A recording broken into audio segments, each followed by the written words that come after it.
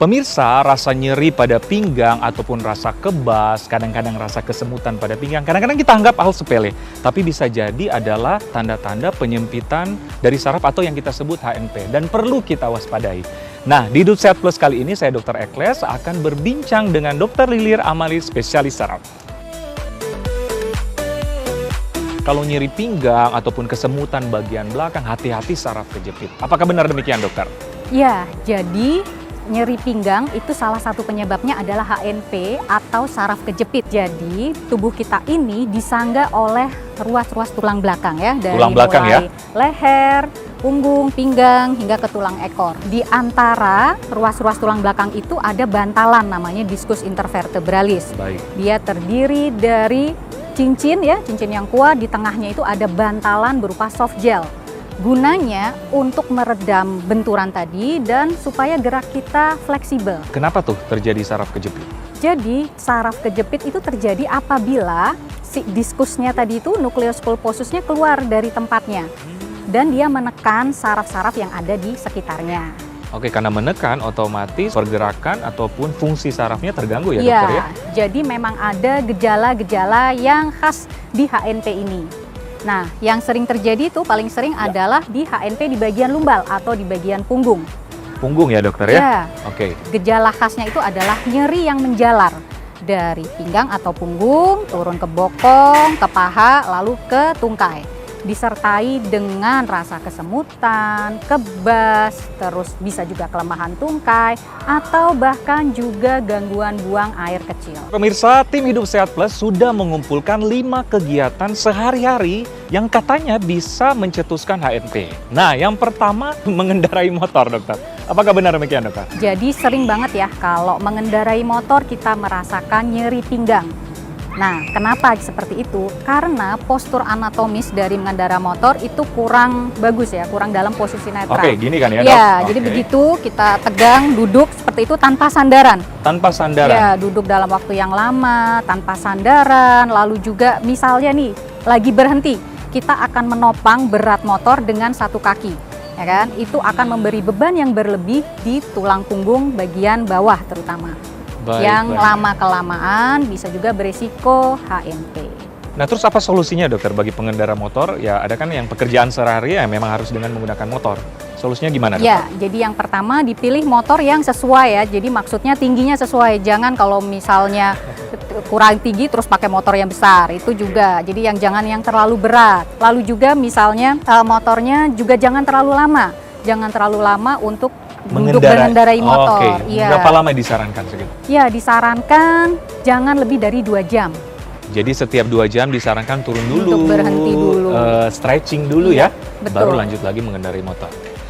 Yang kedua adalah bersepeda. Nah, ini lagi digandrungi sejuta umat, bergoes-goes ria, dokter. Benar Nah, banget. katanya bisa juga mencetuskan HNP, dokter. Ya, jadi mencetuskan nyeri pinggang ya. Jadi kalau kita ingin bersepeda, itu ada tips-tips supaya postur kita tetap bagus dan mengurangi resiko HNP. Nah, seperti apa, dokter?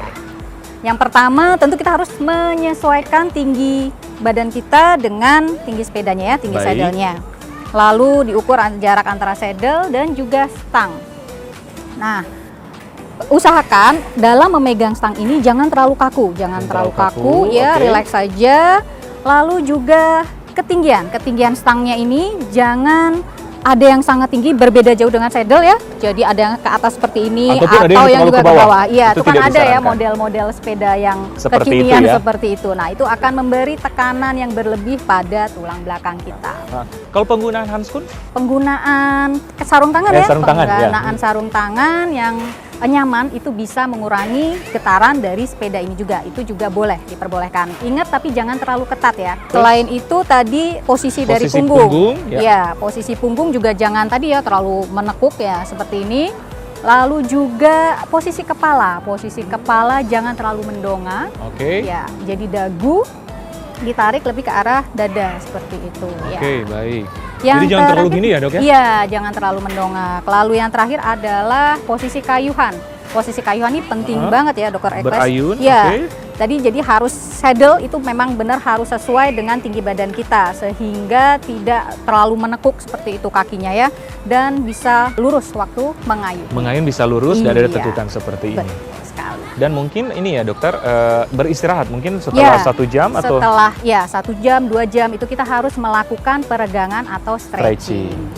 Yang ketiga adalah mengangkat galon. Nah, gimana tuh dok? Kadang kan nggak terhindarkan ya mengangkat galon ini. Karena kalau misalnya kita sampai salah postur untuk mengangkat galon ini, tentu akan memberikan tekanan yang luar biasa pada punggung belakang kita.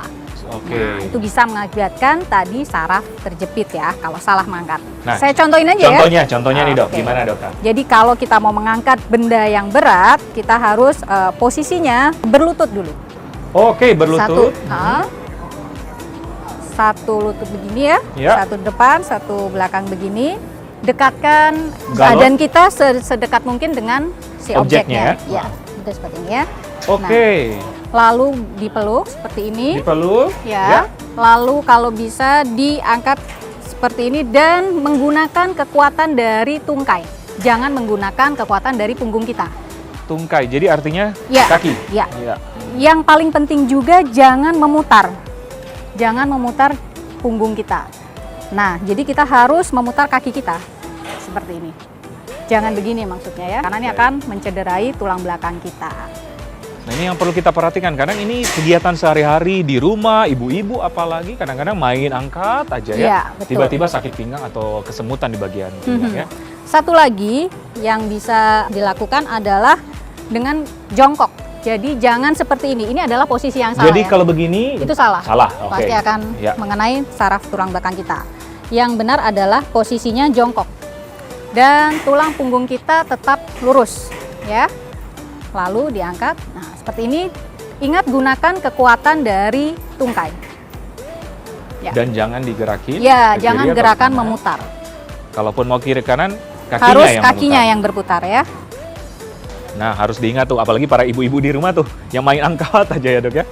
Yang keempat adalah menyandang tas. Menyandang tas apalagi yang berat itu bisa mengakibatkan nyeri pinggang. Nah, yang benar adalah harus dua-duanya dok. Jadi tidak boleh cuman menyandang tas di salah satu bahu. Oke, kadang-kadang kita kan salah satu aja nih kayak gini. Itu sebenarnya tidak itu disarankan ya. betul sekali. Itu akan menyebabkan tekanan yang berlebih ya di tulang punggung kita.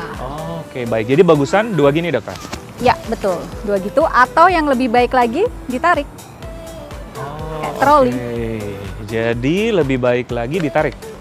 Ya, Ini nggak ada beban apapun nggak ya. ada beban apapun. Ini solusinya ya. Nah, yang sudah terlanjur nih memiliki tas yang diselempang ataupun memakai satu bagian tertentu, itu gimana dokter sarannya? Ada pilihan lagi nih kita untuk memperkuat otot-otot namanya core muscles ya. Jadi otot di bagian perut, di punggung dan di bokong itu ada latihannya. Jadi stretching, penguatan otot supaya tidak mudah cedera. Tidak mau cedera. Dan atau bisakah dokter misalnya kan 5 menit sebelah terus pindah lagi 5 menit sebelah, itu dibenarkan atau gimana? Nggak bisa seperti itu. Memang baiknya memang harus dua-duanya ya. Satu lagi yang penting adalah pemakaian sepatu. Oh, itu partnernya tas tuh. Nah, Apalagi pada itu dia. wanita ya. Bener. Nah, gimana dokter? Jadi diusahakan jangan pakai heels apalagi yang tinggi. Jadi lebih baik sepatunya yang flat karena akan memberi beban juga kan yang berlebih dari betis sampai hingga ke punggung. Apalagi bagi para wanita yang bekerja di kantoran yang harus diwajibkan memakai heels nih, solusinya seperti apa? Bagi yang sering pakai heels, setiap 1 jam sarannya adalah dilepas dulu biar Stretching ya, kita dokter? bisa stretching. Saya setuju. Nah, selain itu juga bila di meja dilepas aja, sudah di meja kantor dilepas agar kakinya bisa flat, bisa Oke. menyentuh lantai. Jadi sambil kerja mungkin sepatunya bisa dilepas supaya menyentuh lantai yang rata. Yang kelima adalah menyetir mobil. Kita tahu bersama, apalagi kita hidup di kota-kota besar kayak Jakarta, menyetir mobil ini adalah kegiatan keseharian yang kadang-kadang lama dokter, Betul macet banget. dan sebagainya. Macet di Jakarta nih ya. Iya. Gimana dokter? Ya, jadi yang paling penting pertama tetap ya tinggi Tinggi. kursi dan jarak kemudi di antara Oke. kaki ya. Nah, kaki dengan gas dan Gas remnya, dan kopling dan lain-lain ya. Iya, betul. Nah, pertama adalah posisi tangan. Posisi tangan seperti apa, dokter? tangan boleh nih ya, yang penting nyaman. Tadi ini siku menekuk 120 derajat. Gini, jangan terlalu gini ya Iya, berarti ya. betul. Oke, Jadi seperti posisinya ini. rileks saja. Baik. Lalu juga posisi tangan ada di jam 10 dan jam 2 atau bisa juga jam 4 dan jam 8. Di sini Iya. tergantung tingkat kenyamanan masing-masing aja. Baik. Lalu Terus? setelah itu yang harus perhatikan lagi adalah posisi punggung. Punggung ya? Ya, posisi punggung itu sekitar 100 sampai 110 derajat lah. Jadi jangan terlalu tegak sekali. Nah, itu memang agak 10 sampai 20 derajat ditidurkan sedikit. Seperti ini bisa ya, dokter? Ya, betul. Ini sudah benar ya. Nah, yang paling penting bisa juga ditambahkan bantal kecil untuk di punggungnya, untuk Oke, penyangga punggung. Baik, Nah, baik. agar kelengkungan tulang punggung tetap terjaga. Oke. Jadi memang posisi idealnya mungkin yang masyarakat ingin tahu tetap harus ada lengkung dikit ya di bagian Iya, punggung ya. Betul, betul. Jadi kan ada ya back itu ya, back Iya. support itu. Kita bisa beli itu. Kalau di leher ada kan yang untuk bantalan leher, dokter? Ya, itu tergantung juga? kenyamanan. Ya, boleh. Yang senyamannya aja, jadi jangan terlalu menekuk begini juga ya, karena tidak baik untuk tulang leher. Tiap Baik, 2 jam 2 kita jam. harus stretching. Stretching, mengendurkan otot-ototnya mulai dari leher, bahu, dan juga kaki. Oke, nah seperti itu tips apalagi bagi para pemirsa yang berada tinggalnya di kota kayak Jakarta yang Betul. sehari-hari harus nyetir ya, dokter ya. Baik, dokter Lilir, gimana sih penanganan pertama ya? Mungkin kalau kita sedang berada di rumah yang boleh kita lakukan sebagai orang awam. Jadi ada nih rest ya, jadi R-nya itu rest. Kita harus mengistirahatkan bagian yang nyeri. Lalu jadi di ice, dikompres dingin. Jadi dalam 48 jam pertama kita kompres Kompres dingin ya? Iya, Baik. selama 15 menit bisa sampai 5-8 kali sehari. Oh, Seperti itu dikompres ya. Lalu juga dibebat. Jadi bagian yang nyeri itu bisa dibebat atau pakai korset.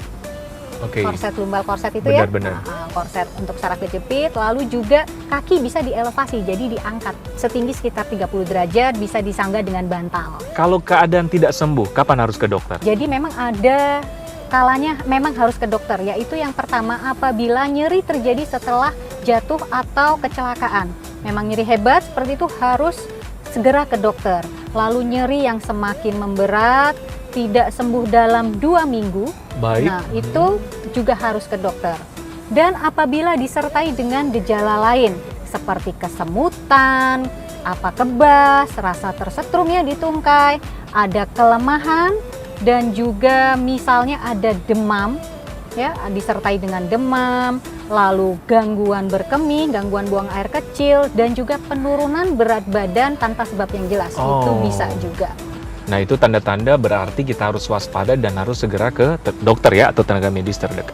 Nah, pemirsa, itulah bincang sehat saya bersama Dr. Lilir, spesialis saraf untuk Hidup Sehat Plus.